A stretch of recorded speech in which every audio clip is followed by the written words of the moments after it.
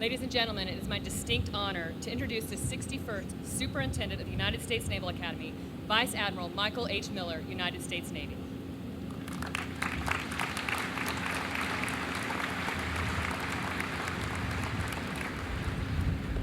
Good evening and welcome to the class of 1967, our link in the chain, who stood in your very same footsteps 50 years ago today.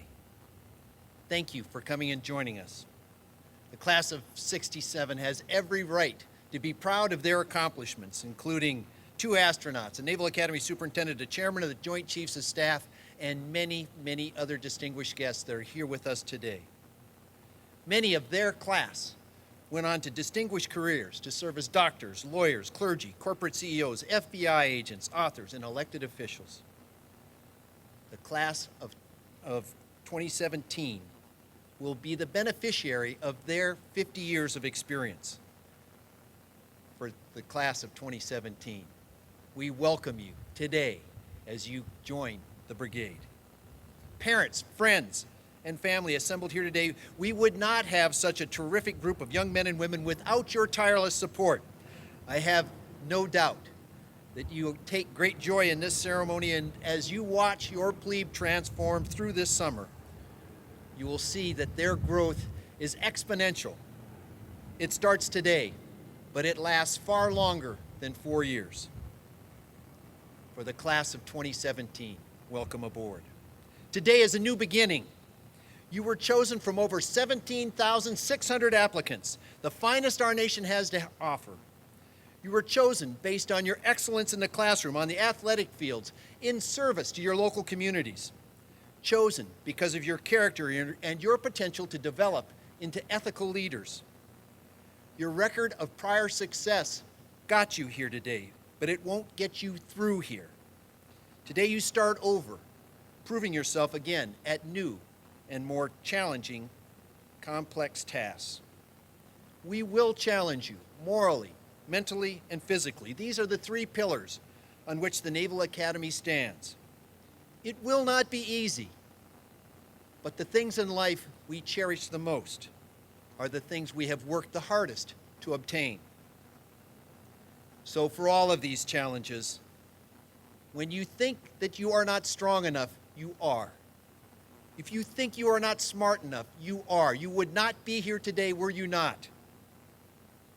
If you are not motivated enough, I ask you to look at those of the class of 2014 that surround you today and draw strength from their motivation. We will teach you to overcome, to persevere, and to face adversity head on. It takes a healthy dose of vitamin M, motivation. You will learn to live a life guided by honor, courage, and commitment. You will be imbued with the highest ideals of duty, loyalty, and service. You will fall, and you will fail, and learn to pick yourself up and your classmates, your teammates, and try again, and you will succeed. Each one of you has great potential, but this is only the start. You are not yet ready to join the brigade nor the fleet. The Navy and the Marine Corps form the greatest fighting force this world has ever seen. Our enlisted sailors and Marines are highly trained, competent warriors. They deserve only the very best in leadership. Leadership is not dependent on authority. It is based on trust. It is a covenant between the senior and the subordinate. Starting today, you will begin developing into someone our sailors and Marines can trust. You will build a toolbox of leadership skills. You will learn to fine-tune them, and you will learn that this is a lifelong learning experience, a profession, a calling. To your right and left are strangers. Today, they become classmates. Soon, they will be your shipmates and your lifelong friends. They will be the ones you depend on in your greatest hour of need and the ones you will celebrate with in your greatest hours of joy. To get through this crucible and walk across the stage in May of 2017, you will need to become a team. Individuals do not prevail at the Naval Academy. Successful teamwork needs to be at the top of your list of priorities for this summer. The Navy is a service, based on tradition. Behind me is the entrance to Bancroft Hall, where you will live and in which resides our Memorial Hall. Mem Hall is a solemn sanctuary where we honor those who have gone before and made the ultimate sacrifice in service in the support and defense of this nation and our Constitution. It serves as a daily reminder of their sacrifice and the special calling of those who wear the cloth of this nation. Each of you has volunteered to support and defend freedom in times of peace and war. There is no higher calling of citizenship and self-sacrifice. I commend you for your strength and your courage to be here today and for hearing that distant trumpet, that quiet call to service that so few can hear. Do not be afraid. Live your life to its fullest and mark today as the beginning of one of the most remarkable voyages that anyone has ever undertaken.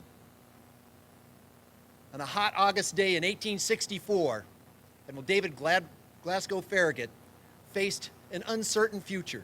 Much like you, he did not know what lay ahead of him, but he knew the importance of fighting in Mobile Bay. As he led his forces in, there was suddenly an explosion in front of him. USS Tecumseh sank right before him, but in all of the smoke and all of the cacophony, he was not certain of what had happened. And as he hollered down from the top of his mast, he called to Captain Drayton of the Hartford. He said, "Captain, what has happened?" Captain said, "Torpedoes," which back in those days is what we called mines. Farragut had a choice. He could press forward or he could give up. His choice was to press forward, and I encourage you as you start today to remember that every day, because what Farragut said was, "Damn the torpedoes,